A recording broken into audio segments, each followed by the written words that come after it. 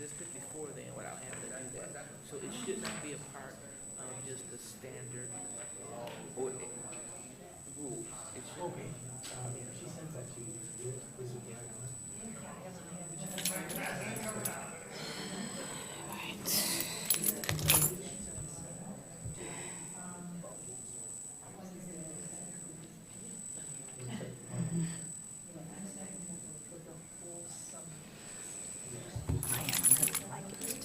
I do too. I feel like it gives us a better chance to interact with council instead of sitting on the end and looking down too. I really do. This is great. Is this what you see? We're gonna The video? we're gonna have to start administration. Ready to go?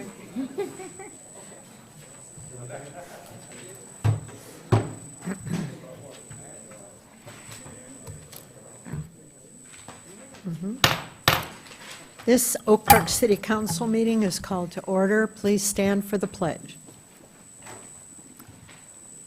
I pledge allegiance to the flag of the United States of America and to the republic for which it stands, one nation, under God, indivisible, with liberty and justice for all.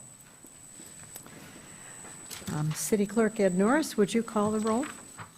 Mayor McClellan. Here. Mayor Pro Tem Burns. Here. Councilmember Radner. Here. Councilmember Weiss. Here. Councilmember Edgar. Here. Okay, one item, if you would please remove item 7, the Census Complete Count Committee presentation. We are postponing that. And is there a motion to approve the agenda as amended? Second? All those in favor? Aye. Any opposed? Motion carried. Consent agenda, these are routine items presented without discussion. Regular city council meeting minutes of March 2nd, 2020. Special council meeting minutes of the same night. Parks and Rec Commission meeting minutes of January 15th. Board of Review organizational meeting minutes of March 3rd. Request to approve an agreement with the Road Commission for Oakland County for street sweeping, litter picking, and lawn mowing services on Greenfield Road from 8 Mile Boulevard to 10 Mile Road and on 10 Mile Road from Greenfield to Maplefield. F, request payment of invoices from OHM Advisors for bridge enhancements and safe routes to school, preliminary engineering for the total amount of $35,140.75. G, payment application number 2 for the 2019 sewer and catch basin cleaning and TV inspection project, M700, to Deutsche Environmental Services of Warren, Michigan, for the amount of $158,950.07. Finally, licenses, new and renewals is submitted for March 16th. Is there a motion to approve the consent agenda? Second? All those in favor? Aye. Any opposed? Motion carried. We do not have elected officials. We are not doing our census presentation this council meeting. Down to number 11, accounting reports. Approval for payment of an invoice submitted by Howard L. Schiffman, P.C. for legal services retainer for April 1st, 2020 through June 30th, 2020 in the total amount of $18,000. Is there a motion to approve payment? Second? Seconded. Any discussion? Roll call, please. Mayor Pro Tem Burns. Yes. Councilmember Edgar. Yes. Mayor McClellan. Yes. Councilmember Radner. Yes. Councilmember Weiss. Yes. Motion carried. Approval for payment of invoices submitted by Garen Lucal Miller, P.C. for legal services in the total amount of $14,430.34. Is there a motion to approve payment? So moved. Second. Moved and seconded. Any discussion? Roll call, please. Councilmember Edgar. Yes. Mayor McClellan. Yes. Councilmember Radner. Yes. Councilmember Weiss. Yes. Mayor Pro Tem Burns. Yes. This is approved. Bids. Request to award the bid for the 2020 landscape maintenance project M708 to Commercial Ground Services of Redford, Michigan for the total amount of $49,920. Is there a motion to award this bid? So moved. Second. Moved and seconded. Discussion. Have we used this company before, and were we satisfied, or were the other people satisfied? Good evening. Yes, we have used them to do our fall cleanup this year, and we are very satisfied with their work. We are very pleased that they were the low bidder, and we also checked their references. Great. Madam Mayor, I have another question. Yes, please. I see we only got 2 bids, correct? Correct. Is that typical for something like this, or do we usually get more? For this project, we have struggled in the past to get bidders or many bidders for it. So like I said, we've been really looking around for our fall cleanup and trying to get a bidder. And last year, we didn't bid the project out. We tried to do it in-house, and I just think it was overwhelming for us and our staff. So we were, like I said, very pleased that this company, when we hired them for fall cleanup, came highly recommended. That's why we asked them to give us a price. And the fact that they bid it again we were very happy with. Great. Okay, are we ready to vote? Roll call, please.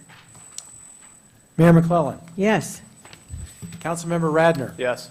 Councilmember Weiss. Yes. Mayor Pro Tem Burns. Yes. Councilmember Edgar. Yes. Okay. We don't have ordinances. City attorney is looking into an issue about multiple people in a house. Is that something that you want to discuss tonight or get back with us?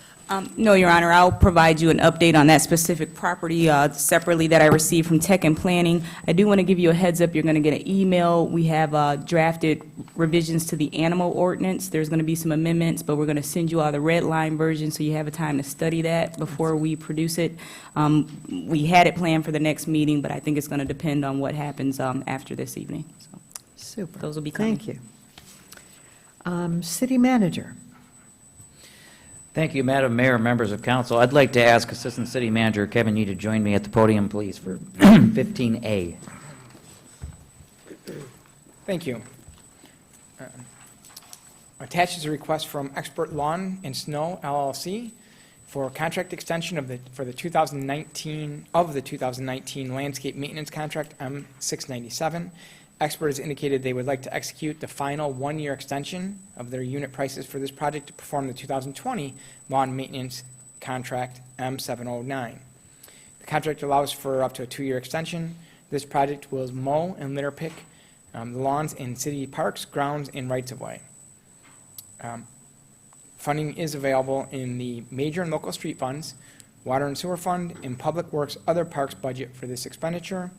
It is recommended that City Council approve the offer from Expert Lawn and Snow LLC for the 2020 lawn maintenance contract M709 for the total amount of $108,596.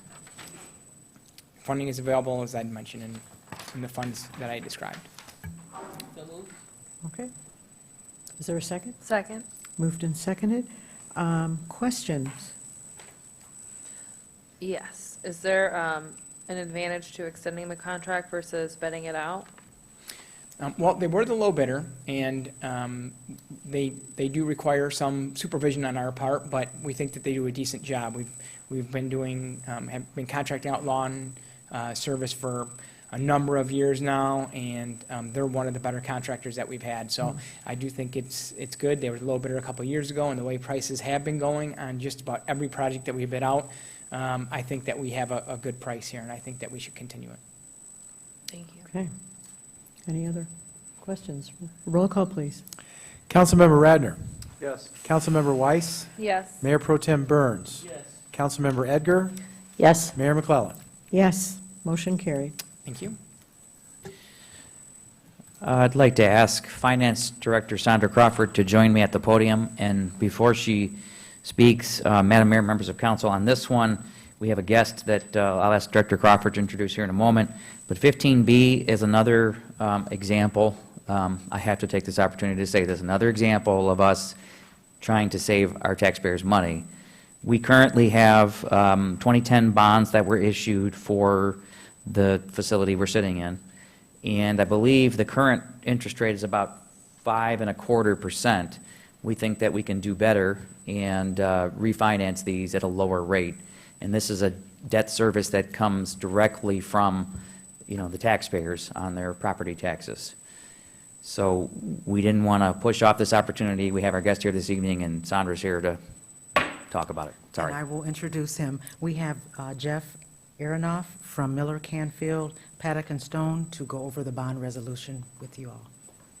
Jeff? Thank you, Sandra. Good evening. Pleasure to be before you. You have in front of you a bond authorizing resolution, which, as Eric indicated, relates to a refunding of 2010 bonds that were issued for City Hall and maybe some other improvements as well. A refunding is really just like a refinancing of a mortgage. That's a lot of times the analogy that we would use. There's no mortgage, of course. These are all taxpayer-secured bonds. They're what we would call unlimited tax general obligation bonds, meaning there is a specific debt millage being levied for these bonds. And so what you'd be doing tonight is authorizing, not committing to, but authorizing the issuance of these refunding bonds or refinancing bonds, which then you would be delegating to the city manager and finance director to go forward and approve the final bond sale, which would occur in about a month.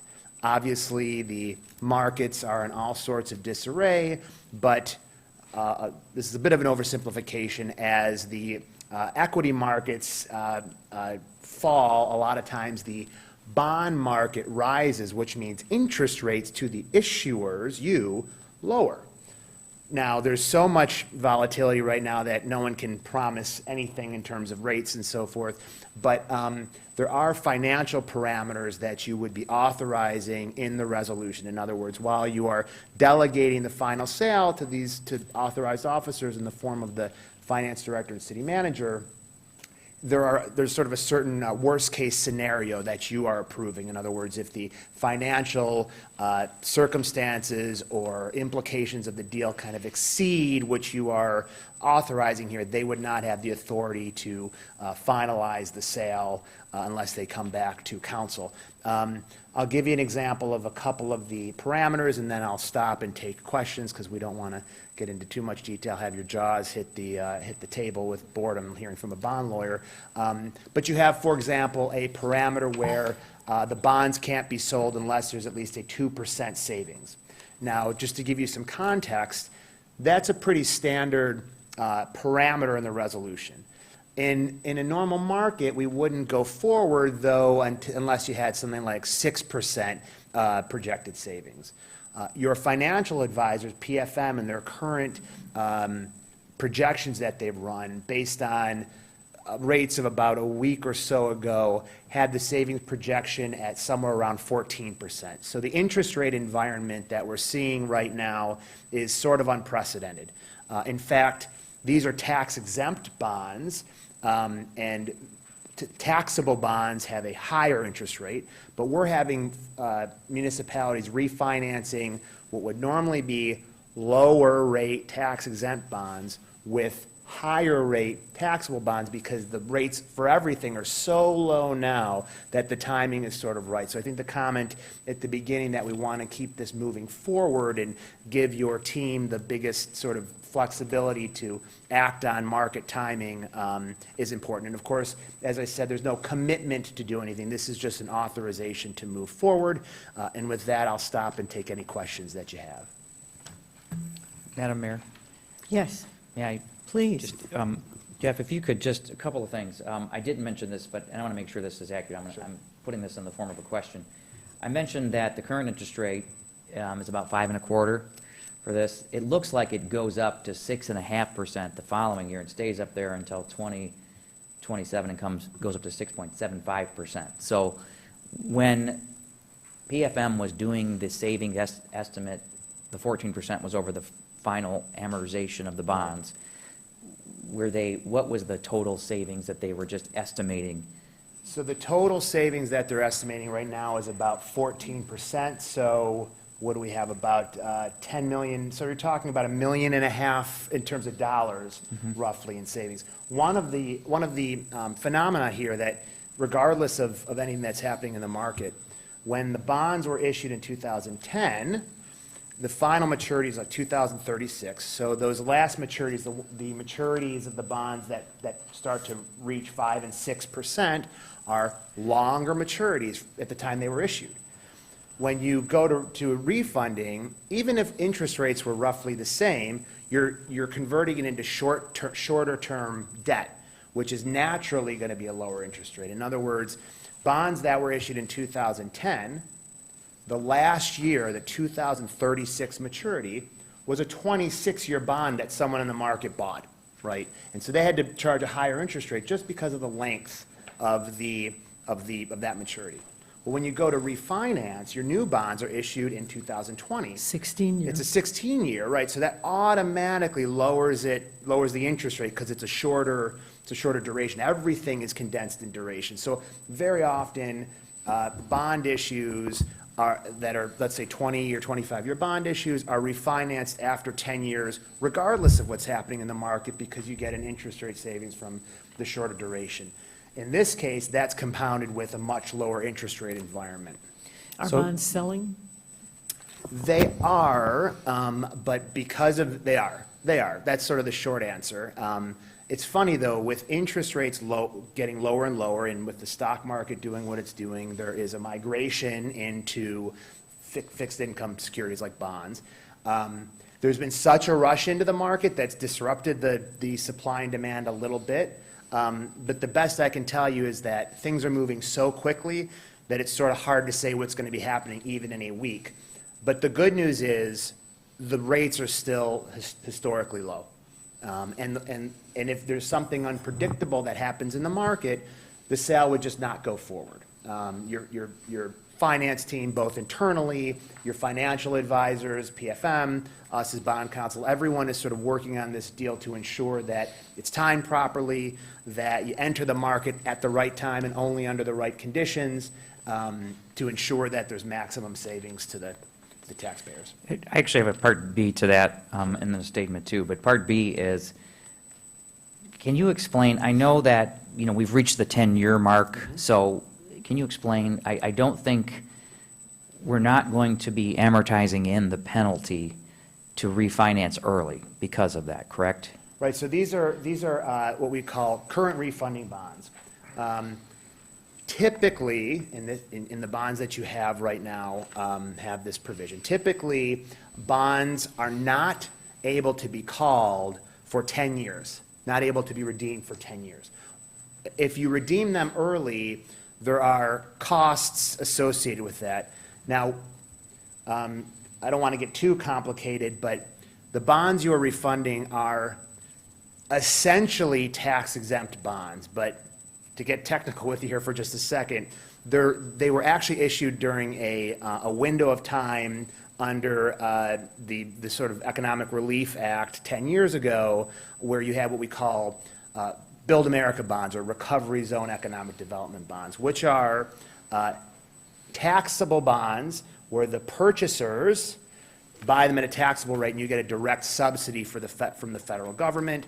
And if you redeem those early, there's a little more cost involved. But to your point, because we're already at 10 years, there's no penalty, there's a very short escrow, so you're doing what I might call like a pretty pure refinancing or refunding that has no additional costs or penalties because you're doing it at that 10-year mark. Does that address the Absolutely, and just let me make a quick statement, and then I promise I won't say anything else.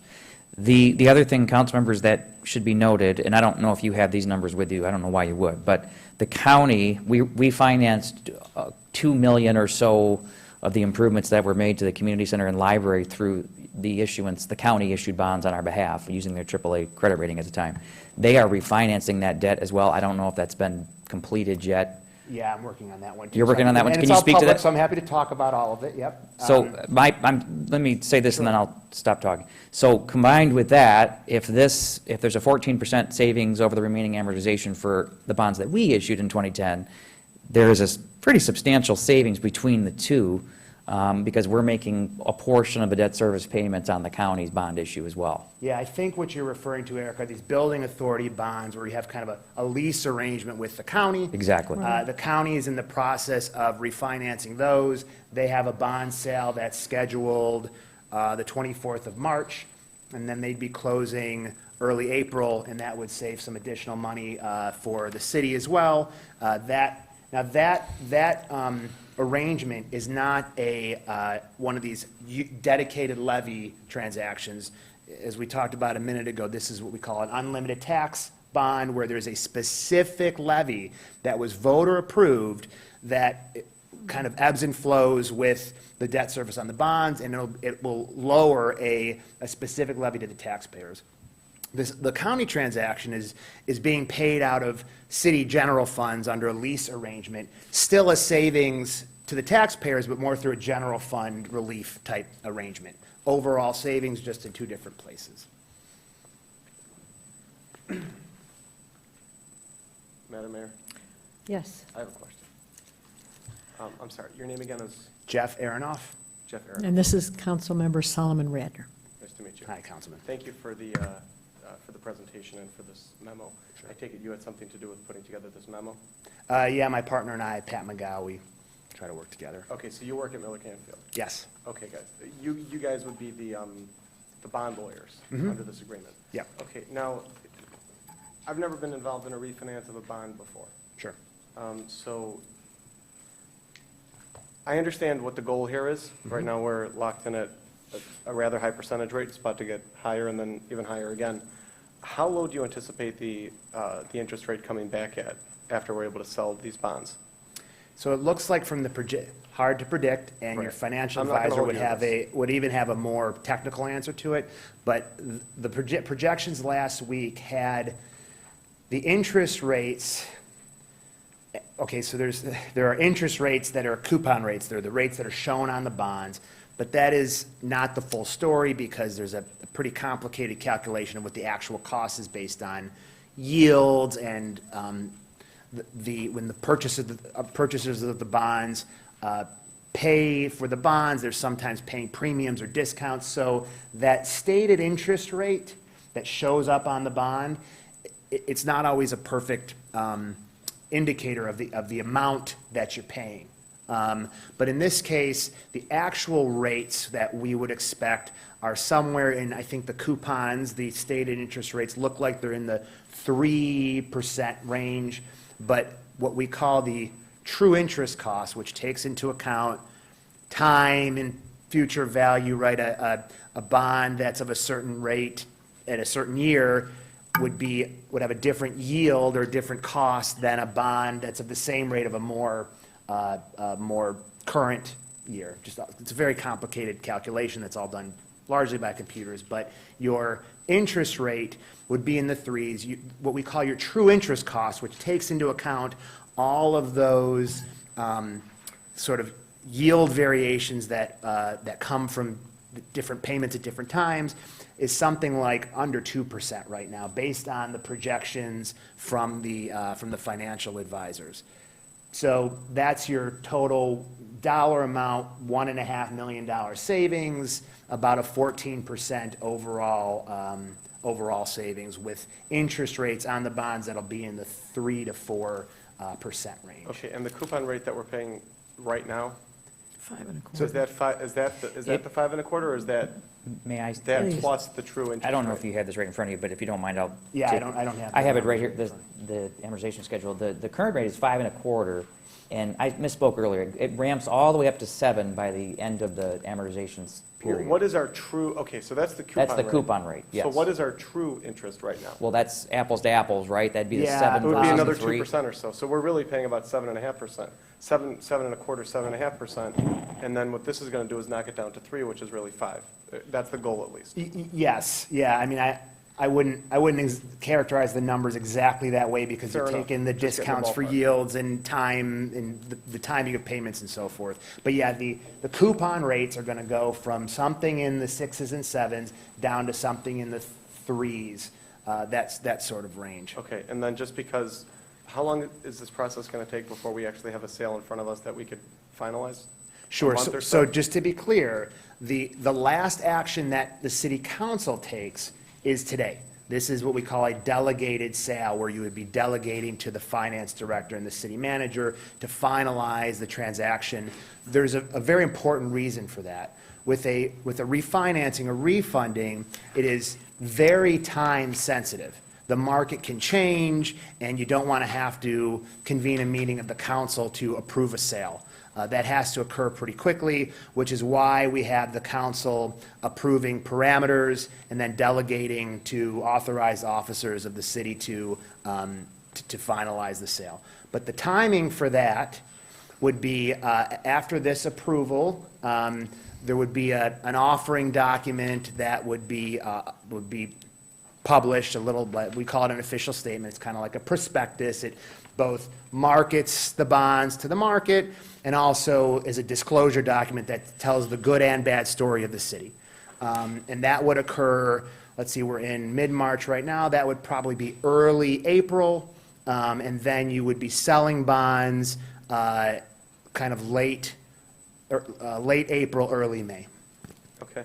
Now, the difference between the coupon rate and the true rate, that addition is going to stay the same no matter what we do, right? The extra, or will that also potentially go up or down?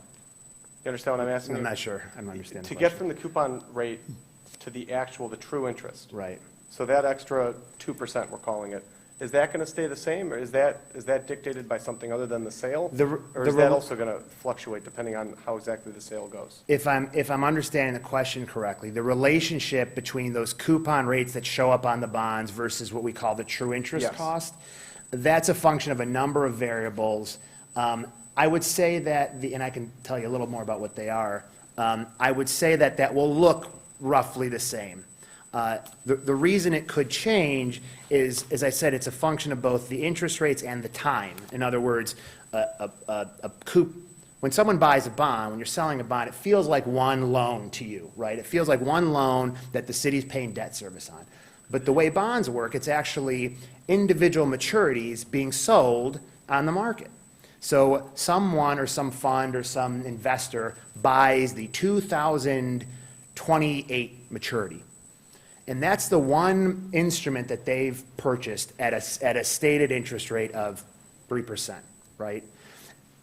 You, the city, will feel like you're just paying back debt service to all bondholders. You pay it through a paying agent, and you're sort of blind to how it trades on the market and so forth.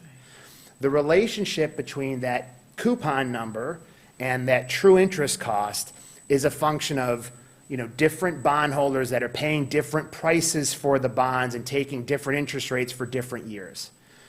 So I can't say it'll move in perfect unison, but I will tell you that maybe one rule of thumb is the true interest cost will always be significantly lower than those coupon rates, because you're taking payments that occur over time and you're doing what we call a present value discount to the current date. So it'll look similar, I Okay, would say. so- Sorry if that was either not detailed enough or too detailed. No, it was. I just to make sure that I actually do understand this. If right now we're paying 5.25, and let's just say the number's another 2% to get to the true interest rate. So if, let's say, we're able to refinance this in another month or two to 3.5%, it's still going to be that same additional 2%, or is it going to be more or less? It sounds like it's going to be basically the same. And there are variables, but it sounds like those variables are going to be here no matter what happens. So if it becomes 1.9, it would have been 1.9 where we are, and if it become 2.1, it would stay 2.1 no matter what. Am I understanding I this think correctly? that's a fair way Okay. of characterizing it. I would say, I don't want to oversimplify it more than you need it to be oversimplified, because this is a pretty sophisticated body, and you're certainly more than capable of looking at the deeper financial analysis. But the most important thing is the percentage savings and the dollar savings, because that's what the taxpayers Okay. really, that's what affects the taxpayers. It's the dollar savings. We can analyze the relationship between the true interest cost and the coupon amounts and the coupon percentages and the coupon rates. But at the end of the day, the narrative to the taxpayers is really about the dollar for dollar or overall percentage savings. How that's distributed and how that is reflected in the differences between the coupons and the true interest costs, I would say is not to diminish the question, but is less important because it's a very technical, analysis of something that at the end of the day is really about saving an overall aggregate percentage and an overall aggregate dollar amount for the taxpayers. Okay, so I do have another follow-up question. I'm sorry, Madam Mayor. Please for taking take so your long. time and ask whatever you want to ask. At what point, what's the number that it doesn't make sense to refinance if we can't get it for that number? We were talking about 3.5. What's the number that and obviously, once we approve this, it's on you, and you can, whatever number it is, you can go, you can come back to us and say, the best we could do was 4.9 or 4.5. Sure. And you guys save $100. Congratulations. And I don't know what the actual numbers are. Obviously, we'd save more than $100. But Sure. at what point does it actually become worth it for us to engage your services and to go through this process, which I'm sure is not cheap? What's that percentage rate? What's Sure. that percentage of interest that it makes sense to do it? Sure. So just to be clear, the decision as to whether you go forward or not is ultimately made by the city manager and finance director at the recommendation of the financial advisor. You have another, and we, the lawyers, we're part of that for sure, but we actually have some rules that we have to follow in terms of giving financial advice. So the city manager still has to approve it? Every all right. document is, I thought of I course, misunderstood no, something you have delegated authority to your officers, that the city, as an entity, makes the final call. It's just not council. There's a delegation to executive staff. Okay, so what is that number, please? So that it you- makes sense to refinance? Madam Mayor, can I just just say City this? Manager Tungate. From my perspective, maybe this isn't accurate, please correct me if I'm wrong. From my perspective, if we get out there and we figure out that we're going to be paying more to finish this amortization of these bonds, then why would we do it? So anything less than this, yeah, there's a savings directly to the taxpayers.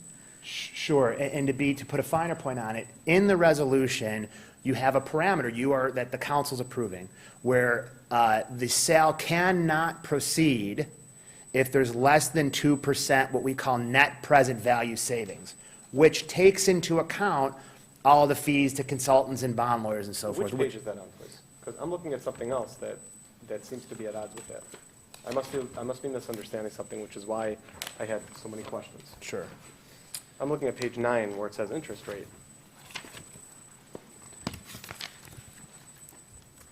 What you're looking at on page 9, first of all, that's the form of the notice of sale that gets published, and that's a parameter for bidders. But I will tell you where the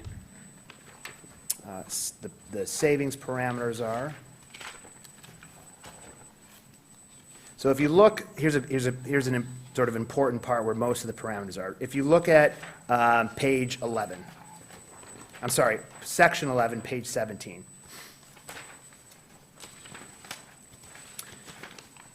Authorization of other actions. This is when you're all there, this is the paragraph that contains that delegation to executive staff.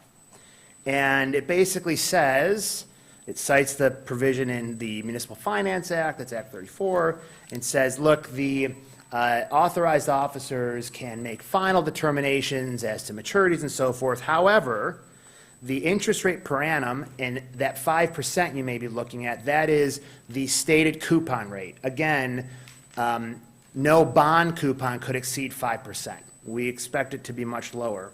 But I would say the most important, the two most important items here, the net present value savings to be realized by the city shall be not less than 2% based on the amount of the prior bonds to be refunded. That's, in other words, a 2% savings from what you were paying on the 2010 bonds.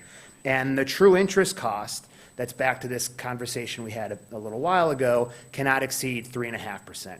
So unless a net present value savings includes all your fees and all of your costs, not just debt service on the bonds, and it discounts everything based on discounts and premiums that bondholders are paying when they buy them, and the time and discounting of future value, there needs to be a minimum 2% net present value savings and a maximum 3.5 true interest cost, or the authorized officers of the city do not have authority, they have no discretion to enter the sale. So it's not just that if you pay more, you can't do it. There needs to be at least 2% net present value savings, or else there's no authority to complete the sale.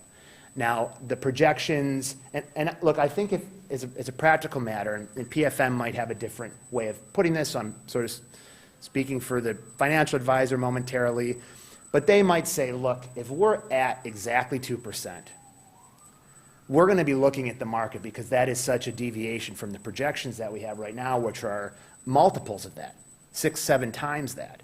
But there's no legal, so there will still be some discretion. If somehow savings are down to 5, 6, 8%, which are still, under normal market conditions, the kinds of savings that a refunding would normally precede, if they're down at that level, that's still significantly less than what we're seeing, so there'll be a conversation with the city manager and finance director and the finance team.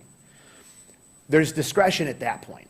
If savings are 1.5%, or 0%, or 0.5%, there's no discussion, there's no ability for them to execute the sale documents legally. I don't understand how you could possibly have a situation where you're going to have the interest rate of 5% and we're still saving 2%. It almost seems to be at odds with each other. Why doesn't that 5% say 3.25%? So there's a number of reasons. If it goes up to 6 by the time we complete this, or, I mean, what am I not understanding here? So the interest rate per annum only refers to the coupon amount of a bond. As it is right now, or as it is? The new average bonds, no bond, Right. no maturity, no single maturity that the market buys can have a stated coupon amount in excess of 5%. Right. But there's more to that story, because, for example, bonds are sometimes purchased at what we call premiums and discounts. In other words, let's say you have I'll try to do sort of round numbers that I can stick with so I don't get tripped up by my own example. But let's say you have an $80,000 maturity. So in 2000 Can we use, Sorry. just because once I have to wrap my head around numbers, can we use our numbers? Numbers for these bonds? Sure. Okay. It's just that your numbers may be mathematically harder because they're not even, but let's see. Okay, let's take a look. Ballparks are easy, or. Yeah, should all be right, easy enough. we'll try that. Okay, so let's say, I won't be as mathematically precise because they're not as rounded numbers, but we can do our best to get there. So let's look at page 8 of your resolution. Okay. Again, all page 8 is the form of notice of sale. You have what's called a competitive sale, where there's a publication in a national newspaper called The Bond Buyer, where it's like an auction where everyone submits a bid. It's not an open auction, they all submit the bid at the same time, but they do it based on this notice. But in the notice, the potential purchasers of the bonds are informed of all of the restrictions and requirements of their bid. You have to bid under these conditions. And potential purchasers, here's your maturity schedule. So as we talked about earlier, each one of these years feels just like a payment on a loan to the city, but they're actually different maturities being purchased. So in, let's say, maybe the roundest number, let's say in 2024, $500,000 maturity. So for simplicity, let's say one investor, one bond fund purchases that whole maturity. That maturity cannot exceed a 5% interest rate, stated coupon rate. However, there is an ability for them to pay what's called premium, meaning they actually pay the city more than $500,000 for that maturity. Gotcha. So that's all taken into account in figuring out that we're saving that 2%. Right, that's another one of these factors that goes into the net present value and true interest cost premium that's paid. You know, in bonds, we're seeing with treasuries right now, right? Treasuries are going up and down. The stated interest rate on treasuries might be the same. It's not, but let's assume it was. But on the secondary market, it's trading up and trading down. So even though when I buy the bonds, let's say I buy it with no premium. I've got a $500,000 maturity, and I'm paying 5% on it. So it's $25,000 a year of interest, right? But let's say the market changes and I sell it to you on the secondary market, and I sell it to you for $520,000. Well, your effective, the effective interest rate you're paying, or you're receiving actually, is a little lower because you paid more than the principal amount. That phenomenon also happens at the time the bonds are sold, the very initial, let's call it the initial public offering of the bonds. There's these premiums and discounts based on what the market's going to do. So that 5% is just the stated coupon rate. But since there may be premium on some of those bonds, they're actually paying more than what's on the maturity. That 5% is really only a 4% interest to the city because you're paying a stated interest rate on a number that's actually lower than what you're actually receiving. Then we wouldn't be able to complete the sale, because then we wouldn't be getting the net savings of 2%, right? You would be getting, In what you said, because then we're at 4%, right now we're at 5.25%, that's only a net savings of 1.25%. no, but again, the net present value savings takes into account the premiums that the net present value savings is based on what you're actually paying. So it takes into account the fact that you may be receiving premium. No, but you just included that. In your example, you said that if, let's say, you're buying it at 5%, but after the premiums, it's really 4%, then that makes our net savings 1.25% in that example. Well, And first in of that all- example, we wouldn't be able to complete it, assuming that all of these end up being the same, that same 4%. I guess in that example, Okay, all that's right. true. And that's, Yeah. I just wanted to make sure. Yeah, I understood it. but- You're educating me right now on something I had no education Sure, on. So no, thank you. I understand, that's fine. And sure, if the savings for every maturity were not you didn't get a 2% savings, then you wouldn't be able to sell the deal. Though, remember, a decrease in, let's pretend we're talking about the real interest. Forget about coupon, the actual payment. Remember, a decrease from 5% to 3% is not a 2% difference. That's a 40% difference. The savings to you is a 40% difference of what you're paying, right? If you're paying $50,000 in interest because of a 5% interest rate, and it knocks down to 3%, you're going from 50,000 to 30,000, which is a 40% savings. So you have to do it based off of what you're paying, not the differences in the two interest rate numbers, right? Like going from 5% to 2.5% is a 50% savings, not a 2.5% savings. Does that? Going from 5% to 3% is considered a 40% savings? Sure, if you're Well, then it's going to paying, be easy, then you can come back at 4.8% and you'll be saving us the 2%. if you're paying $5 million in interest, Yeah, and the interest is cut to $3 million, that's a 40% interest savings. If that was based on a bunch of 5% maturities that are down to 3% maturities, you would characterize your savings based on the amount of money that you're saving, not in the numerical difference between two coupon rates. The percentage savings is the financial savings, not the, because looking at it the other way, going from a 50% coupon to a 48% coupon, that's only a 4% savings. It's a two-figure or 2% difference in the two numbers, but you always have to measure your savings from what you're paying, not the numerical difference between two numbers. oh, I thought I understood it until now. Okay, so, again, Madam Mayor. If I'm making it more Sorry. complicated, I No, apologize. Okay. So if we end up in a situation where, let's say after all is said and done, you're able to lock us in at 4% instead of 5%. Well, I won't lock you into anything, but I understand your Okay, point. Eric locks us into 4% instead of 5%, hopefully Eric. Locks us in at 4% instead of 5%. That still it doesn't sound like it on its face, and this is what I was confused about. If we're paying 5% right now and you get us down to 4%, that still recognizes a 2% net savings for us. So, Almost certainly. I haven't done the math, but I don't see how with $11 million there's not going to be a 2%. Yeah, savings. sure. Yeah, 5 down to 4, if everything else was equal, If everything else is equal. that's a 20% savings, right? Because 50 down to 40, 5 million down to 4 million, right? That's the difference between what you're actually, the savings based on what you're actually paying would be, again, assuming all these other things are Yeah, equal, which we assuming never, everything is equal, is a 4% is 20% less than 5%. So you're paying interest on that, you're paying 20% interest less on that amount. So, in theory, I know we were talking before about, getting 3.5%, 4%. Sure. I mean, just doing rough numbers in my head, we could be giving you authorization right now. And when I say you, I mean you and our city manager. Sure. We're essentially authorizing you to refinance these bonds at 4.8% interest.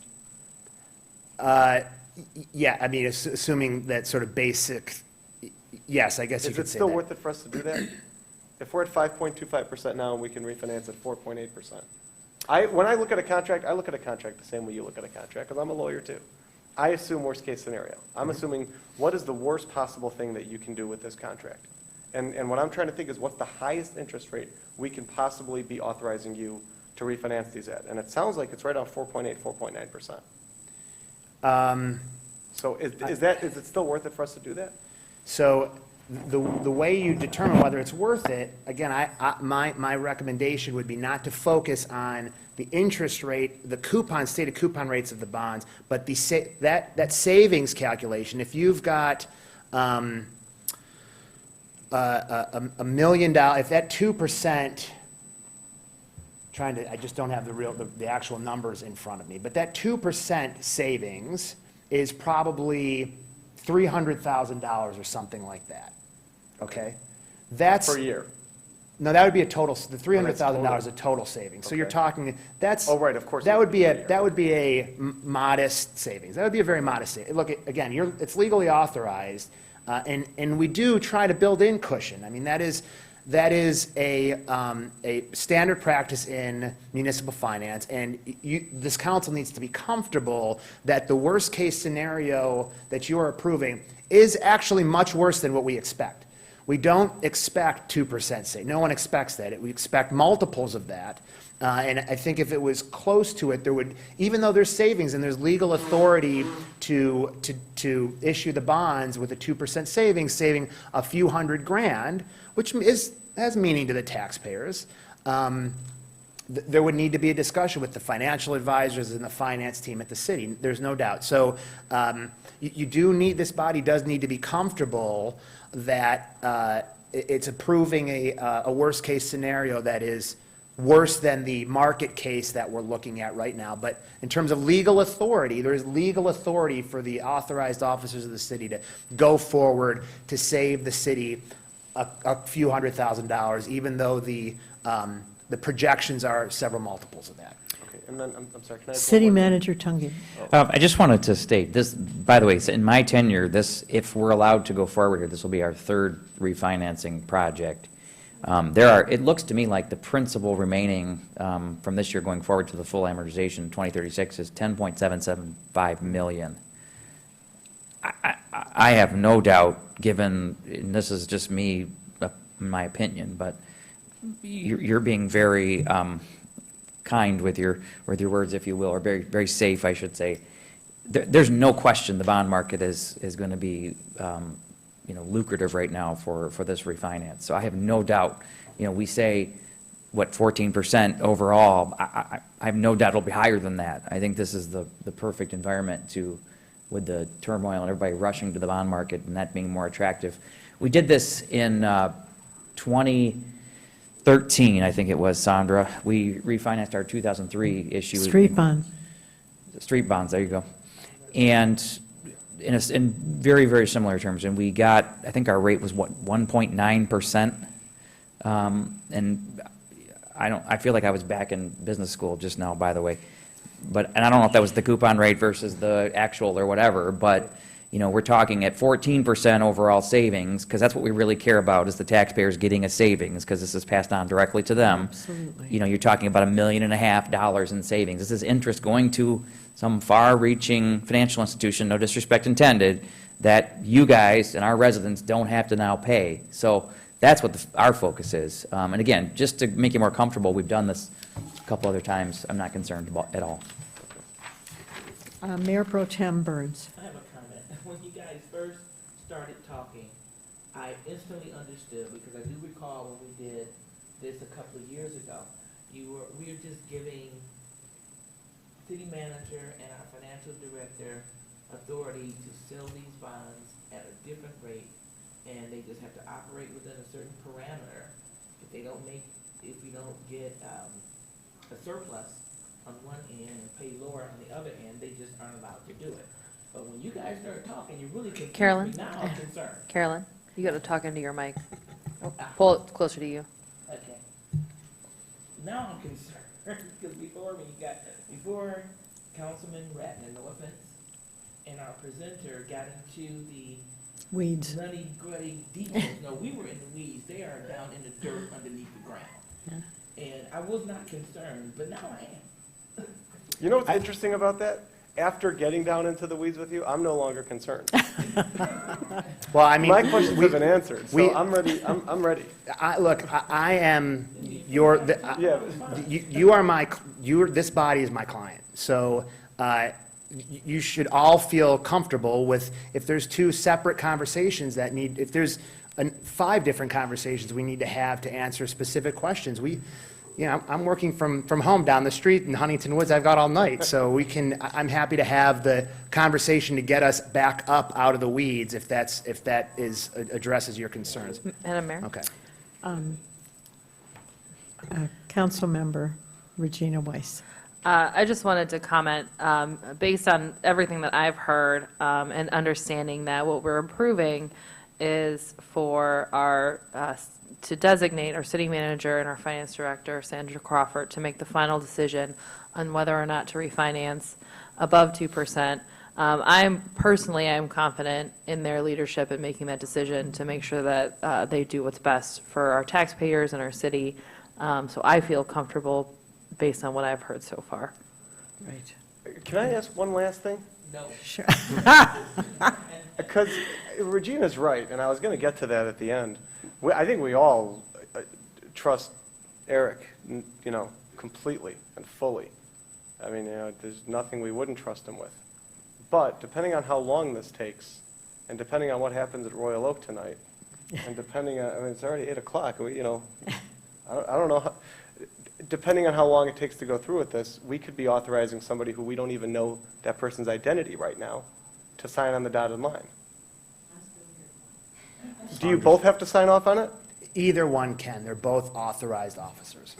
So not both, but either individual can. I was just making it hurt. Because I don't know if you're going to be here. I'd love to think you will be, but what if you're not? So can I make a She's the chair. sorry, Please. Mayor. One thing that you can always do, I don't recommend this, but I'm telling you that it's an option. The city council can always adopt another resolution. If there's a change in executive leadership, at any point during the sale, you can effectively rescind or, let's just use the term amend your resolution. You have always co-equal power to yourself. Okay, gotcha. I 'Cause don't when you said recommend that, before but that- I'm stating it as an option. Okay, when you said before, once we approve this, then it's just their signatures that finalize it. I wasn't sure if that was still an option, but okay, so if it takes a month or two to complete, and by that point in time, well, who knows?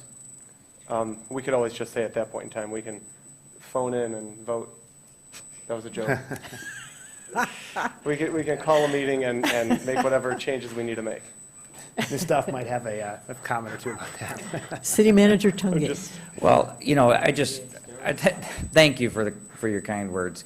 I have the utmost confidence in Sandra to make that decision. Remember, Sandra's also a resident, by the way.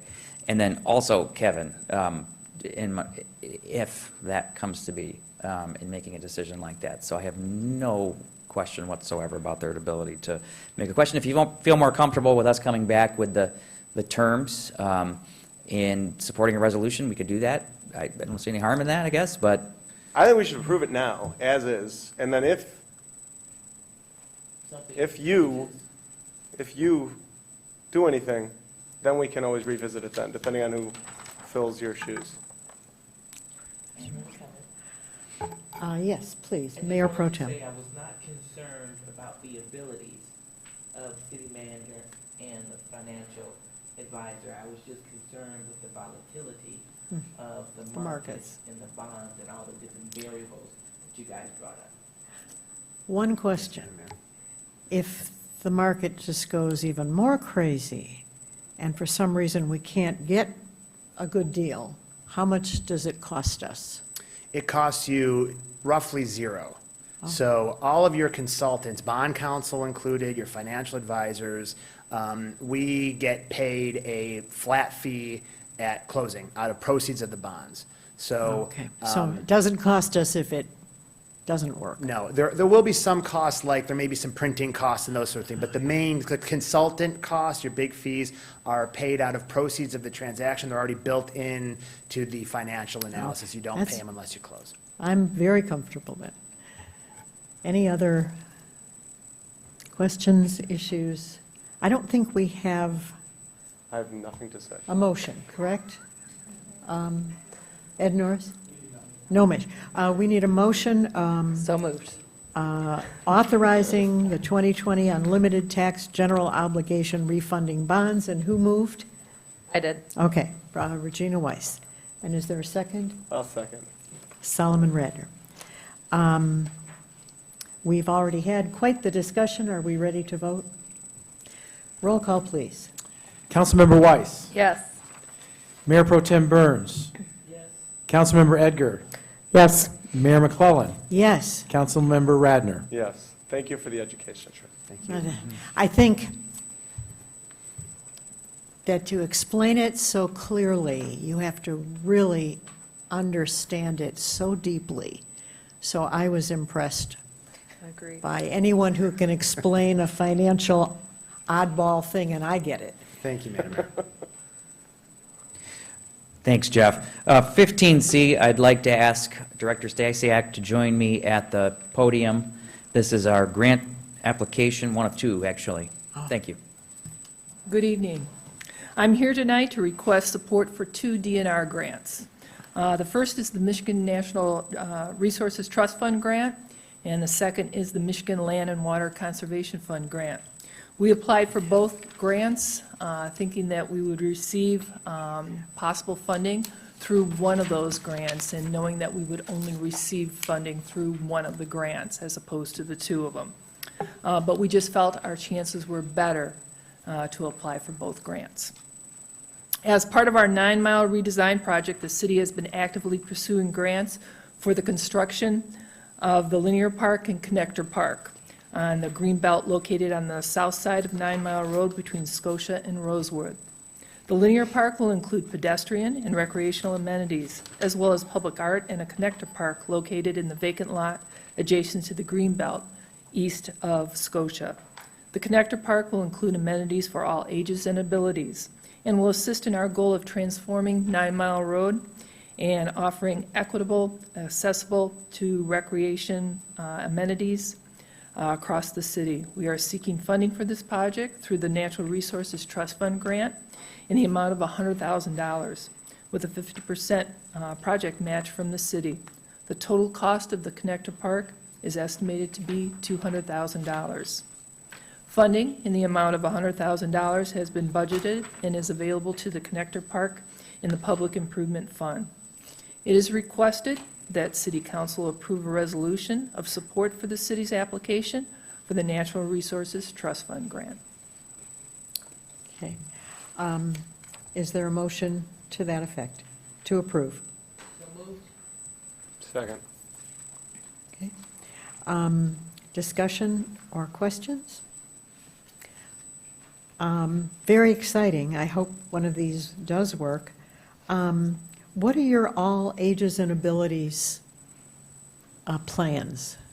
All ages and abilities, we've got amenities that will include young children all the way through 100. We've got areas that people can sit and relax and enjoy nature. We have recreation amenities that include some amenities, playground equipment that all abilities will be able to assess. Universal type amenities, so all abilities will be able to enjoy it. We've got some sensory panels that will be out in the Connector Park and the Linear Park for all abilities to enjoy. That's, any questions? Yeah. Question. Regina Weiss. So there's no possibility that we could get both? It's either one or the other? Right, it's either one or the other. But it looks like they're for the same amount. Yep, same amount for both grants. Thank you. Any questions? Comments? Councilmember what? Edgar? So we get one or the other grants, hopefully. So we would have to knock in 100,000 for whichever project we chose to, whichever doesn't get the funding or does get the funding, is it Actually, dedicated? it's the same project for both grants. Oh, got it, okay. Yep. So it's the exact wording for both those grants. So it just better our chances to get the project funded. Okay, thank you. Questions? No? Roll call vote, please. Councilmember Weiss. Yes. Mayor Pro Tem Burns. Yes. Councilmember Edgar. Yes. Mayor McClellan. Yes. Councilmember Radner. Yes. Unanimous support? Great, thank you. Okay, Director Stasiak, thank you. And Did we do D also? Did we, do we have to do both of them think we together? just did or- oh, I was just going to announce that, but okay. Go ahead, 15D, please. It's basically the same summary. We are looking at the project through the Land and Water Conservation Fund in the amount of $100,000 with a 50% match from the city. The total cost for the Connector Park is an estimated $200,000. Funding in the amount of $100,000 has been budgeted and is available for the Connector Park in the Public Improvement Fund. It is requested that the City Council approve a resolution in support for the city's application for the Land and Water Conservation Fund. Is there a motion to approve? So moved? Second? Okay, I any do have a- discussion? I do have a quick question. Yes. The Connector Park, I know there've been several community meetings to get feedback on both the Linear Park and the Connector Park. Has there been outreach specifically to the houses that are very close to that Connector Park to see what, what their feedback is in terms of what amenities should be put into that park? Yes, I believe there has. Thank you. Any other questions? Roll call, please. Mayor Pro Tem Burns. Yes. Councilmember Edgar. Yes. Mayor McClellan. Yes, Councilmember Radner. Yes. Councilmember Weiss. Yes. approved. I think that this is going to be, it's going to transform this corridor. Yes, it will. Transformational. And it's been a long time in the planning. And to actually have it coming due, it's just very, very exciting. Very exciting. Thank you for everyone who worked on it. Absolutely. Thank you. Because right now, we have people looking at 9 Mile Road that I wouldn't have considered be looking at 9 Mile Road. Some big investors. And I think it's because of the work that we've done here that that's happening. Absolutely. Thank you. Thank you. Okay, Madam Mayor, members of council, I'm going to call Director Kim Maroney up to the podium for 15E and F, and just wanted to remind you, these were, usually we have the developers in person. We wanted to avoid the in-person contact. So Kim is going to give, I think, the presentations they've provided to her, correct? Yes, I am. Hold on, we have the wrong presentation up first, so let me get to the right one. So, good evening, Mayor and Council. I'm here tonight to give you an update on our tax foreclosure process. for the two bidders that we selected to do last year's tax foreclosure process. And part of the contract with us is that they come back and do a presentation. As City Manager Tungate mentioned, we asked them not to attend tonight, and we would present that in their place. So, okay, I'm not finding the presentation I need. Benny, can I have you come out here and show me where you put it? Sorry about that. While she's doing that, I just found a sentence that says Oak Park has become a city that many others strive to emulate. And before we hired Eric Tungate, that was not the case. Thank you. No, that's HP stamped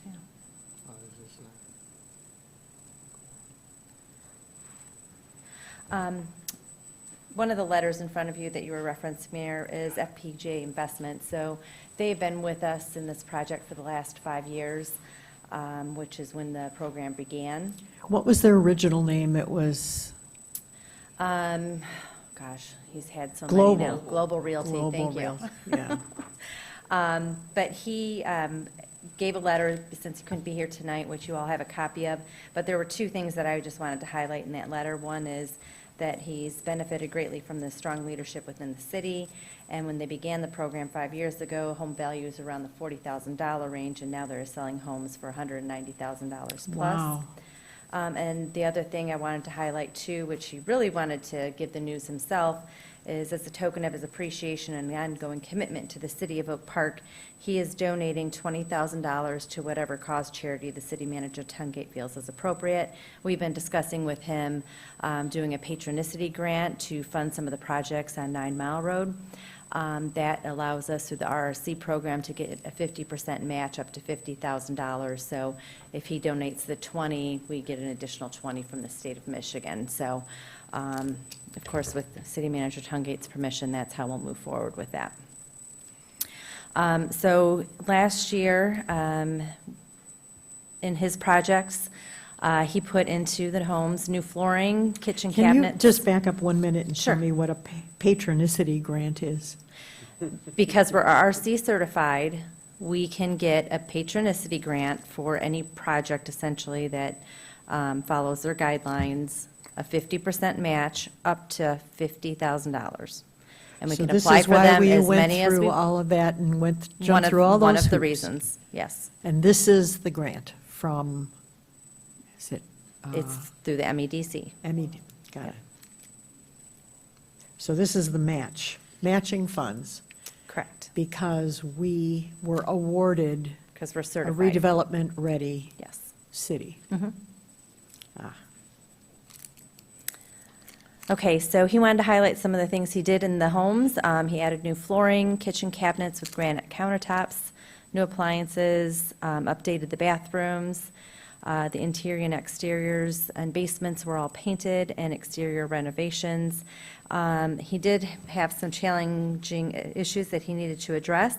One was a sewer line that needed to be replaced all the way to the main.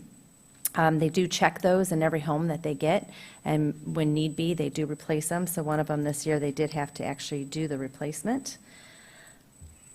This is the highlight of the homes. He received 3 homes to rehab and 2 vacant lots to build new homes on. If you look at the spreadsheet here, it tells you the renovation costs they've spent to date, which have all but one been over $60,000. One was at $59,429. The assessed values when they acquired them and what they hope to list them for at sale. He also Can't won. see them, can you read them? Oh, yeah, and we can send you a copy of this for your reference. So on Park Lawn, they've renovated to date $61,603. The assessed value was $47,900 when they received the home. And how much do they have to put in, according to the contract? 30,000? 35. At 35, and they Yes. put in instead 60? Yes, $61,603. They're expecting to list it at $192,000. On Corning Street, I'm sorry, they did sell it for $192. On Corning Street, They invested $62,691. The assessed value when they received it was $15,800, and they sold it for $79,900. One thing he did want me to point out on this property, he lost money on the deal, but the important point is to renovate it to the highest extent possible and improve the neighborhoods. So a house like this would have never been renovated to that extent because whoever got it would have lost money. But because he gets several properties, he's able to do that. On Kenosha, he invested $59,429. The assessed value was $33,900, and he sold it, or it's pending right now, for $169,900. He has 2 new homes under constructions, and I have renderings of what they'll look like later. Renovation costs to date on the first one, which is on Ridgedale, is $117,472, and Albany, current investment is $100,702. That's what he put in? So this is a Kenosha Street before and after. The after doesn't look great because that's the new sewer line that was just put in 2 weeks ago, so more to come. I'm sorry, this is the one, do you have a photo of the one that sold for 169? We're going to get to all of them. Yep, yep. This is still the Kenosha one, the rear of the property before and after. Again, still Kenosha. I'm just going to kind of go through these quickly. The kitchen. Wow. They are He puts in adding this- value to these houses. Yes. They are making them beautiful. They provide them with stainless steel appliances. They upgrade the furnaces, hot water heaters as well, try and make them as green as possible when they're doing it. So they're only required to put in 30,000, and they're putting 35,000. way more than that to make it a more upscale finish. And this is the second property, Park Lawn, before and afters.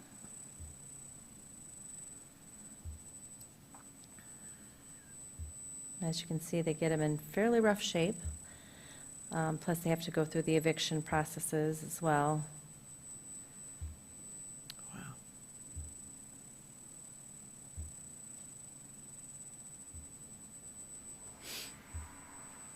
Wow. This is the one on Corning Street, which they lost money on. Right. But the city gained because. The city gained, I mean, you can The tell just by neighborhood the is curb better. appeal on the outside, it's a massive improvement, and the inside as well. And just to point out to Councilmember Edgar, who wasn't here for that, when we started this, it was to stop people from buying properties at the lowest, putting the minimal in, renting them out for high rents, and lowering the value of the property. This was in order to stop that practice. And when we started, the county treasurer, Andy Meisner, said, be very careful because some of these are unscrupulous builders. And these people have been the opposite. We sent Director Barrett and his team out to check them from day one, and they came back very pleased. Everything was a little better than they had expected. The next couple are the renderings of what the new constructions look like. He did want me to point out that, although they weren't required to, they did put full basements as well as egress windows into them. And they had a quite challenging situation on both of these lots because they were smaller widths of 40 feet. But they were able to find a good plan that they could do an attached garage on it as well because they thought that that was important to For get sale? the higher values in the neighborhoods. Right. I'm putting upscale homes south of 9 is another turnaround for Oak Park, I think. Yep. So that is the end of the presentation for FPJ. Let me get to the next one. Okay.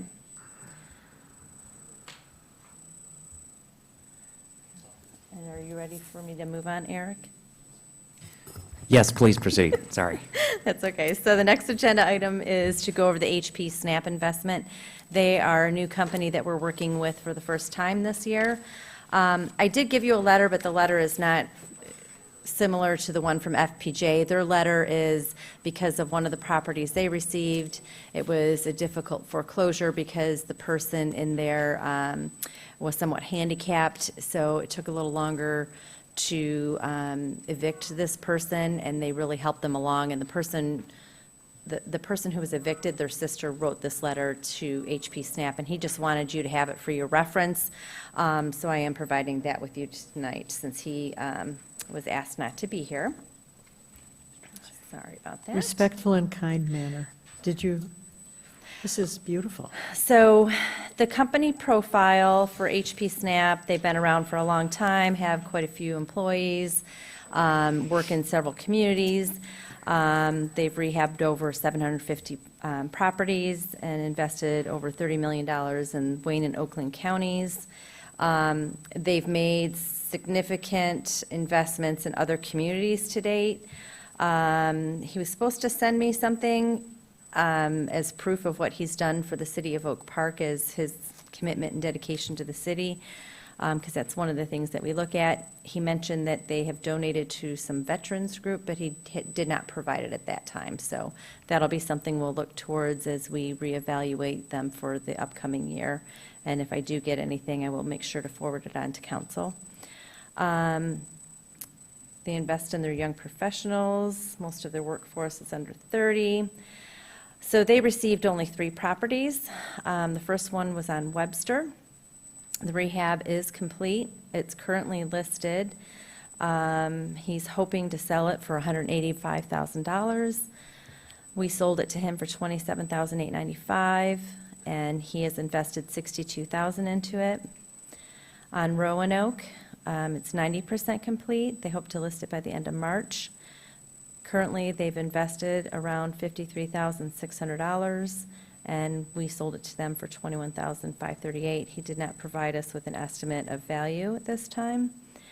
On Coolidge, that was the challenging eviction with the disabled person, and he hopes to have that renovation complete by the end of April. The letter I've given to you, and he has not provided anything in regards for how much he's invested into that property yet.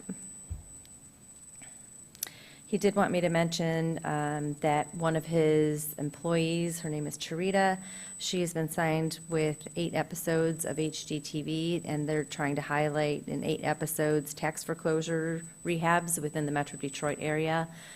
They've asked that maybe one of their properties in Oak Park be highlighted, but of course that'll be up to HGTV, and the contracts are not finalized. So the first property is at 23030 Webster. Before and after pictures there. The before is on the left, after on the right. A lot of before pictures. After picture. Oh, my golly. Again, the kitchens, they do the stainless steel appliances.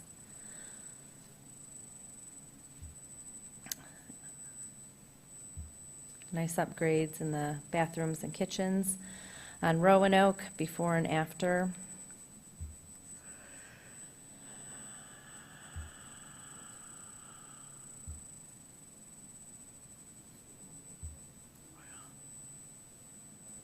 He didn't give me a highlight of everything, but it appears in my analysis, too, that he's upgraded the windows and some of the furnaces in these properties. They're beautiful. Yep. And he didn't have any pictures from the third property yet. So that was his presentation. So thank you. So this has been a very effective tool that we've been using. Yeah, it's been a really good tool. We've been able to increase property values within the community, make sure that our properties are more owner-occupied as opposed to renters. Right. We were at a tipping point in the community 5 years ago when we began this, so it's definitely helped improve the So community. that is the difference, too. The outside investors were just renting, and these are required to go to residents. So we're building residents who want to stay here on a permanent basis. Any questions for after the presentation? Discussion? Bravo. Okay, thanks, Director Maroney. Moving on to 15G. Council members, I just wanted to give you a brief verbal update on this. We have 3 millages that are coming due this year, so this will be our last capture. One is almost 1 mil public safety, Headley override.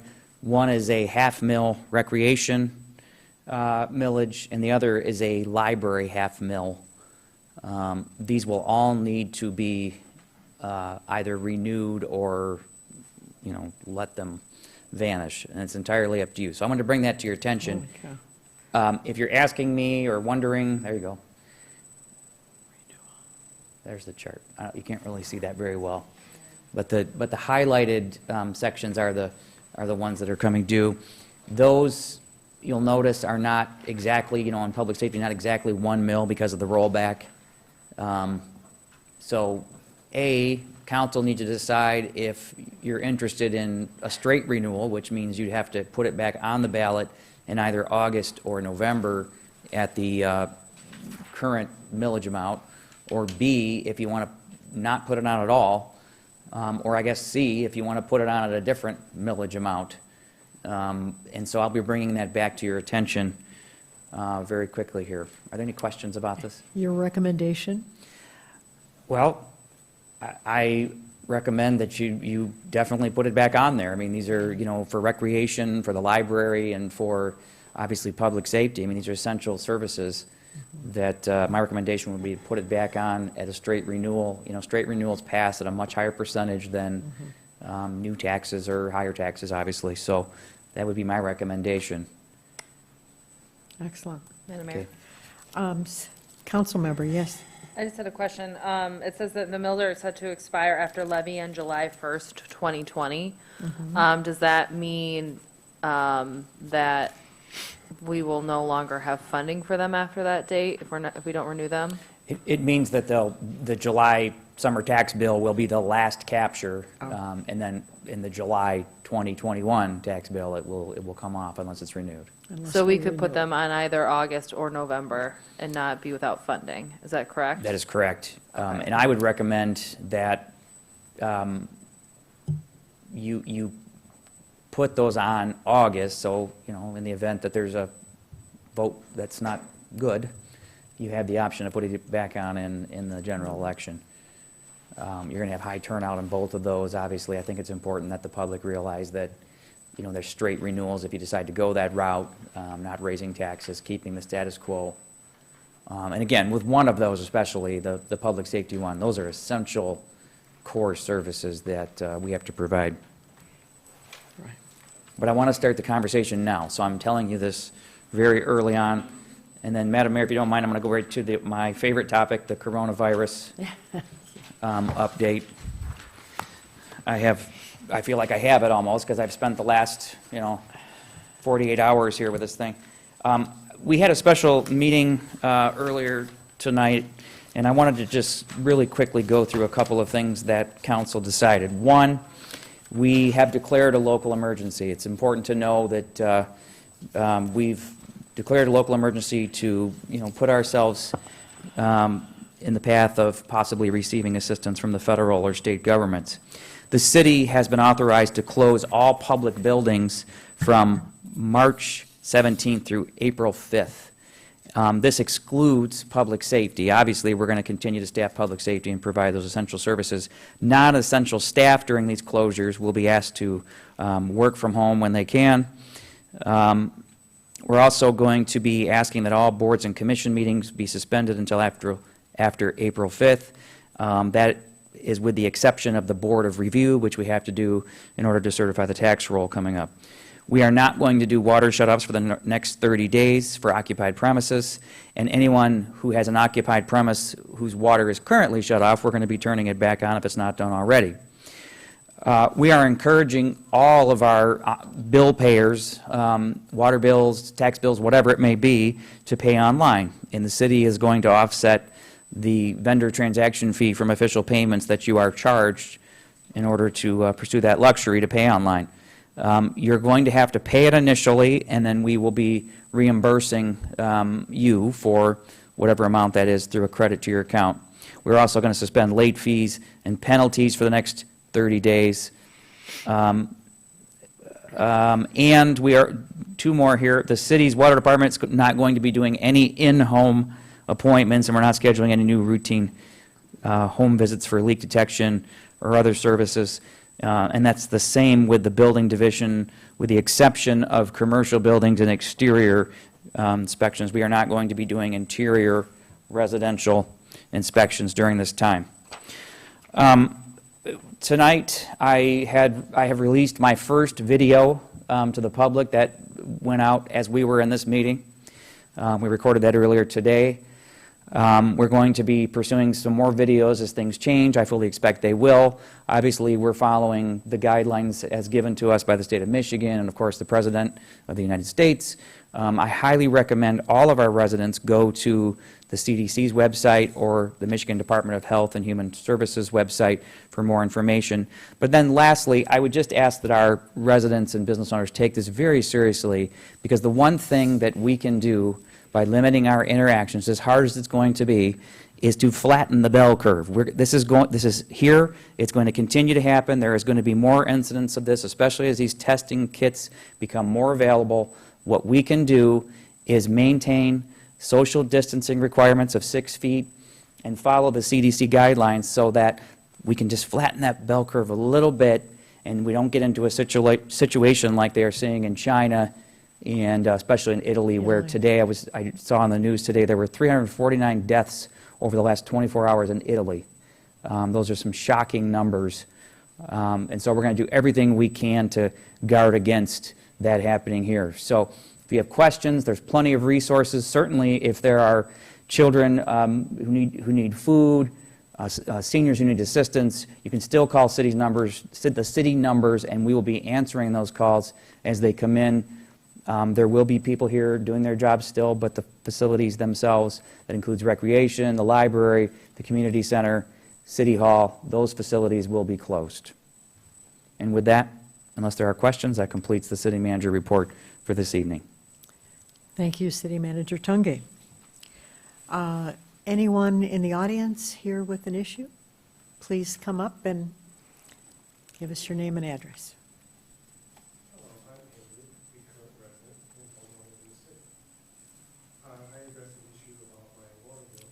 Is that on? Oh, thank you. Hi, I'm Andrew, current resident and owner here in the city. I addressed an issue about my water bill. And I know you were charging a minimum of 5 units per unit. And me being a person who barely using what I was using like 2 or 3, I bought a copy of my bill if you wanted to review it. And I was kind of asking that you all consider lowering that minimum to maybe 2 units or 3 units out of the fairness of myself and maybe others who don't use that much water. And yet you're still charging the others what they're using, of course. It's just to balance it all out for someone who's a minimum water user. I try to keep my utilities down as much as possible. And when I look at this 117, I just go, they're charging me for something I'm not even using. I don't think it's fair. Because I'm only using 3 to 2 units, and yet I'm getting charged for 5 units. So that's why I bring this up. And like I said, I did a printout if you want to kind of look at it and see for yourselves what I'm talking about. Thank you. City Manager, who should he, hand it to the City Manager. Thank you. Thank you. Thank you. Thank you for coming in. Yes. It's just, I think of that, and I know you guys do a lot with the maintenance and all that stuff, but I figured if I'm not using it, why am I paying for someone else's water? It didn't make sense to me, and I figured I'd bring this up and hope that you guys will just kind of look that over and maybe consider lowering that to 2 to 3 units versus the 5 minimum that you have right now. So if it was, I believe if it was 2 units, I'll be paying $40. If it was 3, I'll be paying $70, which is basically what I'm using. And that entails cover those who are just sitting there. You're still getting a minimum of something, but just not as much. And it's not taking away from what you're charging with other people. Thank you. We will take it under consideration. Thank you. I hope so. Thank you for listening. Can I ask Assistant City Manager Kevin Yee to come up and explain what infrastructure that pays for, that minimum charge? Thank you. Our water bills, and I believe that it was instituted well before my time that there's a minimum bill, but we have to all keep in mind that there is a cost to bring the water to your property, right? There's a cost to maintain, to pump the water, to have distribution and transmission of the water. We have a water tank, we have a reservoir. So there is a cost just to get the water to your property, and I believe the minimum charge was instituted based on the cost to get the water to your property. There needs to be a minimum charge because there's a cost to that. So I believe that is historically why there is a minimum charge. Got it. And as you had mentioned, we maintain the system, both water and sewer. We clean and televise it, we line the sewers, we maintain them, and, equal to the water system, we, replace water mains every year and do work every year on the system. So there are capital costs, and is a cost to bring the service to your property. Thank you so much. Thank you. I don't see any other residents. I wonder if Benny could get a shot of how everyone is 6 feet apart. The auditorium looks a little different today because of the coronavirus. Everyone is supposed to stay far apart.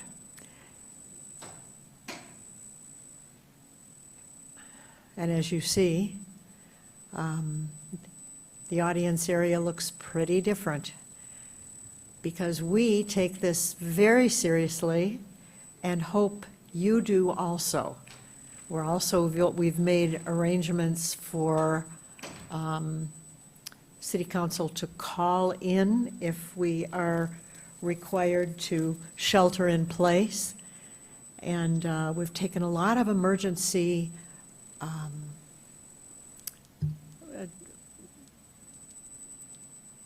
actions to handle this. And we want you to be safe. We want us to be safe, and we certainly want you to be safe.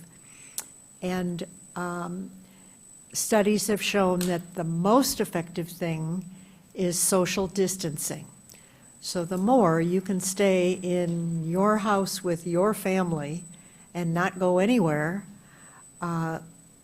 that's the part that we can do as individuals to slow this spread so that our hospitals can handle it. And it is a critical time. And it's an odd thing to ask people to do, but it's critical that we do it, that we follow the advisories of the scientists. We are, as a city, exploring ways to help one another. And I'm suggesting you have a virtual coffee date with your friend on your cell phone. So stay in touch and keep looking at the advisories that the scientists are posting. And hang tough in there, we can do this. Mayor Pro Tem.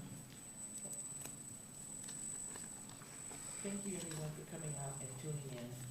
Please be aware of your surroundings and make sure to wash your hands at least 60 seconds. Thank you. Yep. Councilmember Regina Weiss. Good evening, everyone. Thank you, everyone, for tuning in from home today. I just want to echo the mayor's comments and just remind people that even though we are practicing social distancing, this is a time that is very stressful for many people. And while we're worried about our physical health, we also want to be checking in on each other for our mental health. It's very difficult for people to social distance for such a long period of time, and we're not really sure how long this is going to go on for. So calling people and checking in on them. I've been doing a lot of FaceTime more often than I ever have before in my life, and I encourage people to do that. Also, as a teacher, I know I'm worried about my students, and a lot of parents are worried about their kids and their education. I think it's really important that we try to maintain communication between teachers and students as much as possible. And also, I think this is a great opportunity for parents to do those sort of fun activities that you don't normally get to do with your kids. It's a great time to make a fort if you haven't already done that. And also, the governor, I know a lot of people have reached out to me about being able to help in this time. The governor did recently put out that if you call 211 and you're looking for volunteer opportunities to help out our most vulnerable population during this time, they can get you set up through that. So if you're interested in volunteering and helping out in any way, you can always call 211. Thank you, everyone. Be safe and take care of each other. Have a good night. Amen. Councilmember Edgar, thank you. Thanks for coming out, everyone. It was a very educational session tonight. Still didn't understand bonds at all, but I understand a little bit more. Stay safe, wash your hands, and if you have a neighbor who's older, maybe somebody you know who is alone, you might want to venture over and just ask that person if she or he needs anything. Medication. Food, whatever, medication. If it's possible to pick it up, maybe you should. Thank you. Okay, this has been a very eventful, sorry. How could we forget? I always have so much to say. I know. Solomon Radner. I actually do have something to say tonight, and it's not about the coronavirus. Everybody's heard. It's what? Here's the thing about bonds, you see. No, it's not about bonds, but thank you again, Counselor, for the education.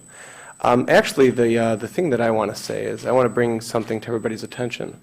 I don't know if this is on the forefront of your minds, particularly given what's going on right now, but somebody who has been a very, very important part of this city now for 8 years is going to be voted on, unless he's already been voted on a moment ago. It's happening as we speak in Royal Oak, and that is our city manager, Eric Tungate. Now, I have been accused in the past of being a premature congratulator, so I am not going to congratulate you prematurely, okay? But I am going to say best of luck, and I guess we'll know soon enough. Could be you already know. I don't know what you got watching over there, but in any event, I wish you the best of luck. Eric knows this. Nobody else does. I actually went and watched the last round of interviews last Thursday night. I went to Royal Oak and I watched, and it's a no-brainer. It's got to be a no-brainer. And once they offer you the job, I don't see how you can turn it down. As much as I'd love you to stay here, I'd love you to stay here forever. I'd love this to be your forever job. But I wrote a letter to the mayor in Royal Oak and to the council in Royal Oak, the commission. It was not a letter of recommendation. I was very clear about that in it. But I did point to the fact that as a kid, one of my favorite things to do was watch Red Wings games. And I loved watching the captain, Steve Yzerman. He was one of my favorite players in any sport ever to watch. The guy was just so good and so much fun, so excitement. There was so much excitement there in watching him play. And after his playing days were over, he stayed around Detroit, stayed around in the front office and helped make the Red Wings competitive for years after he was done playing. And then when it was clear that we were going to be losing him, it was very clear that we were going to be losing him because somebody was going to take him on as general manager.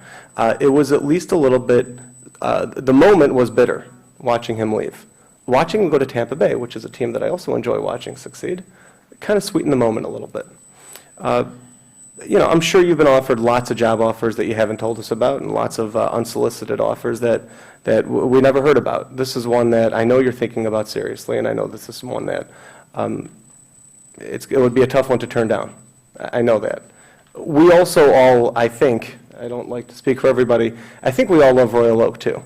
And it would be nice to see Royal Oak succeed as well, and for you to do great things there as well. So again, I know I'm being premature again here. We don't know if they're going to offer it to you, if you're going to accept.